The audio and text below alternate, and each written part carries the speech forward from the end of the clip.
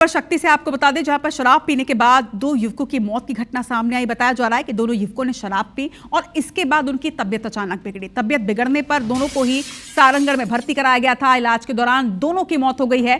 करही गांव की ये पूरी घटना बताई जा रही है। तो बड़ी खबर यहां पर निकल कर आ रही है शक्ति से, जहां पर शराब पीने के बाद दो युवकों की मौत से जुड़ी ये वारदात। बताया जा रहा है कि दोनों युवकों ने साथ में बैठ के शराब की। अब बड़ी बात यह है, सवाल यह है कि आखिर ये शराब कहां से खरीदी गई थी, क्योंकि इसके पहले भी हमने जांजगीर क्षेत्र की घटना देखी थी, जहां पर एक किराने की दुकान से शराब खरीदी गई थी। शराब जहरीली थी और उसे पीने के बाद 3 लोगों की मौत हो गई थी। यहां भी कुछ इसी तरह की वारदात। शराब पीने के बाद दो युवकों की तबीयत बिगड़ी, सारंगढ़ में भर्ती भी कराया गया, लेकिन इलाज के दौरान दोनों की मौत हो गई है। फिलहाल पोस्टमार्टम के बाद साफ हो पाएगा कि आखिर क्या ये शराब भी जहरीली थी।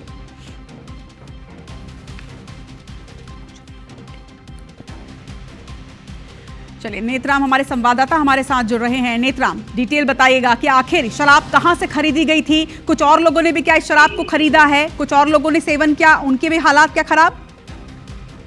जी देखिए, आपको बता दूं, पूरा मामला जो है शक्ति जिले के करही गांव की है, जहां आज जो है लगभग 12 बजे के आसपास दो युवक जो है, एक मनोज कश्यप और एक सूरज यादव, दोनों एक शराब पिए और शराब पीने के बाद में दोनों की हालत बिगड़ने लगी और जब दोनों फिर बेहोश होकर के जमीन पर गिर गए, फिर आनंद फानंद में परिजनों ने इलाज के लिए सारंगढ़ अस्पताल लेकर गए और साथ में वहां पर जहां बेहोश पड़े हुए थे वहां पर एक शीशी मिली हुई है और अभी तक स्पष्ट नहीं हो सका है कि जो शराब मिली है वो कहाँ से खरीदे हैं।